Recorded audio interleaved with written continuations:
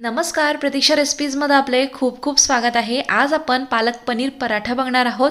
हा पराठा बनवायला खूप सोपा आहे, अतिशय मस्त बनून तयार होतो आणि मुख्य म्हणजे जर लहान मुले किंवा मोठे सुद्धा पालक खात नसतील तर त्यांच्यासाठी अतिशय पौष्टिक किंवा हाय प्रोटीनचा असा हा नाश्ता होणार आहे। रेसिपीला सुरुवात करूया। तर साधारण इथे 9 ते 10 पालकाची पाने मी स्वच्छ धुवून घेतलेली आहेत, ताजीच आहे। ती अशी कट करून घ्यायची आहे कारण आपल्याला ही मिक्सरमध्ये बारीक करून घ्यायची आहे। तर सर्व पानं आता मी मिक्सरच्या भांड्यामध्ये टाकून घेतलेत, थोडंसं पाणी घालायचं आणि ह्याची आता आपण प्युरे तयार करून घेऊयात। या व्यतिरिक्त पालकाबरोबर मी कुठलाही मीठ, मिरची किंवा लसूण वगैरे असं काहीच वापरलेलं नाही आहे। आता इथे कणिक घेतले गव्हाचं, जितके आपल्याला पराठे बनवायचे त्यानुसार। यामध्ये चवीपुरतं मीठ घालायचं, अर्धाचा चमचा हातावर ओवा चोळून यामध्ये घालायचा। ओवा अवश्य घाला, याचा फ्लेवर खूप छान येतो पराठ्यांसाठी। आता यामध्ये वाटलेला पालक आपल्याला घालायचा आहे आणि त्याच मिक्सरच्या भांड्यामध्ये थोडंसं पाणी घालून हे पाणी मी आता यामध्ये टाकून घेते। आता जसं आपण चपात्यांसाठी कणिक मळतो अगदी तसंच आपल्याला हे देखील मळून घ्यायचं आहे। छान मऊसूत असं हे कणिक मी इथे मळून घेतलेलं आहे। तर साधारण 5 मिनिटासाठी आपण हे भिजत ठेवणार आहोत। तोपर्यंत पनीरचं सारण म्हणजे स्टफिंग तयार करून घेऊयात। याकरता मी घरीच हे पनीर तयार केलं आहे। 1 लिटर दुधाला चांगली उकळ आल्यानंतर त्यामध्ये विनेगर टाकलं होतं। ते दूध फाटल्यानंतर एका कपडामध्ये निथळून घेतलं आहे आणि त्यानंतर बांधून ठेवलं होतं। तर हे पनीर तयार झालं आहे। आता ते हाताने आपल्याला कुस्करून घ्यायचं आहे, क्रम्बल करायचं आहे। ही स्टफिंग आपल्याला अजिबात परतवायची नाही आहे। यामध्ये डायरेक्ट मी बारीक चिरलेला आहे एक मध्यम आकाराचा कांदा घातला आहे, 3 ते 4 हिरव्या मिरच्या बारीक चिरून घातल्या आहे, आलं घातलं आहे बारीक चिरून, आल्याची चव खूप छान येते। लसूण इथे वापरलेलं नाही आहे आणि बारीक चिरलेली कोथिंबीर घालायची आहे।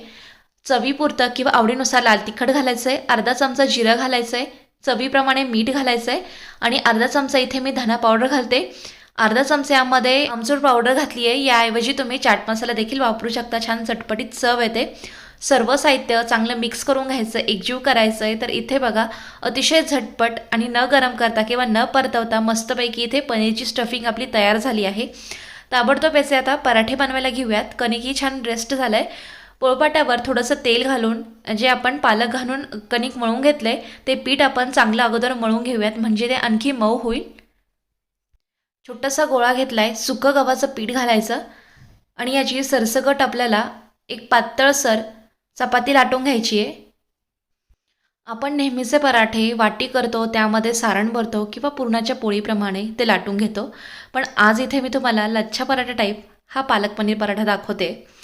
आता यावर लाटलेल्या चपातीवर तेल पसरून घ्यायचं आहे किंवा तूपही वापरू शकता। यावर आता अशी थोडी थोडी स्टफिंग जी आहे ती भुरभरून घ्यायची आहे। एकदा स्टफिंग पसरून घेतली की हाताने अलगदपणे प्रेस करायची, म्हणजे ती चिकटल्या जाईल आणि त्यानंतर याची आता आपण गुंडाळी करणार आहोत, म्हणजेच रोल करायचा आहे। रोल केल्यानंतर साईडच्या कडा चांगल्या दाबून घ्यायच्यात, म्हणजे यातून सारण बाहेर पडणार नाही। एकदा की असा कडा प्रेस केल्या मध्यभागी आपण याला काप देणार आहोत। साईडच्या ज्या कडा आहेत थोडीशी जागा आपल्याला तिथे सोडायची आणि आतून याला एक चीर द्यायची किंवा एक काप द्यायचा आहे। त्यानंतर ही जी बाजू आहे हलकीशी अशी वर करून घ्यायची दोन्हीही बाजूनी आणि त्यानंतर याचा आपण आता असा रोल करून घेणार आहोत। पुन्हा एकदा असा जर उंडा तयार करून त्याचे पराठे बनवले तो पराठा खूप छान त्याला पदर सुटतात, लेयर्स येतात आणि एकदम क्रिस्पीसुद्धा होतो, म्हणजे खमंगही होतो। आता बघा शेवटचं जे टोक होतं ते मी छान याला चिकटवून दिले आणि वरतून हाताने दाब द्यायचा, म्हणजे सारण पुन्हा एकदा चांगलं बसल्या जाईल। आता सुकं पीठ घालायचं खाली आणि सेम आपण जसे पराठे लाटतो तसं हे लाटून घ्यायचं। जी पनीरची सारणाची बाजू आहे ती अगोदर मी वरतून लाटून घेतली, त्यानंतर दुसऱ्या बाजूने लाटून घेतलं आहे आणि पुन्हा एकदा सुकट पीठ घालून छान हा पराठा असा मी लाटून घेतला आहे।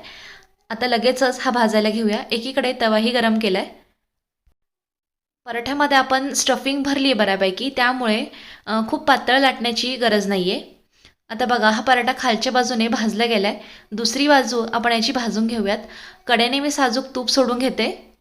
या व्यतिरिक्त बटर किंवा घरगुती लोणीही वापरू शकता किंवा तेलामध्ये सुद्धा हे पराठे खूप छान खमंग एकदम खरपूस होतात। आता खालची बाजूसुद्धा याची छानपैकी आपल्याला भाजून घ्यायची आहे, अगदी लालसर होईपर्यंत मध्यम आचेवर, म्हणजे छान पराठे जे आहे ते खरपूस भाजले जातात। आता हा पराठा छान खमंग भाजला गेला आहे, काढून घेऊयात आणि इतर पराठेसुद्धा अशाच पद्धतीने तयार करून गरमागरम वाढायला घेते.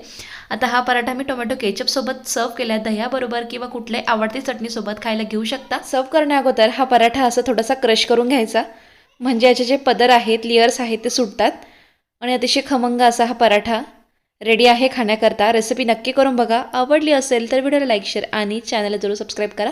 पुन्हा भेटूया अशाच एका छानशा रेसिपीसोबत. व्हिडिओ बघितल्याबद्दल तुमचे खूप खूप धन्यवाद.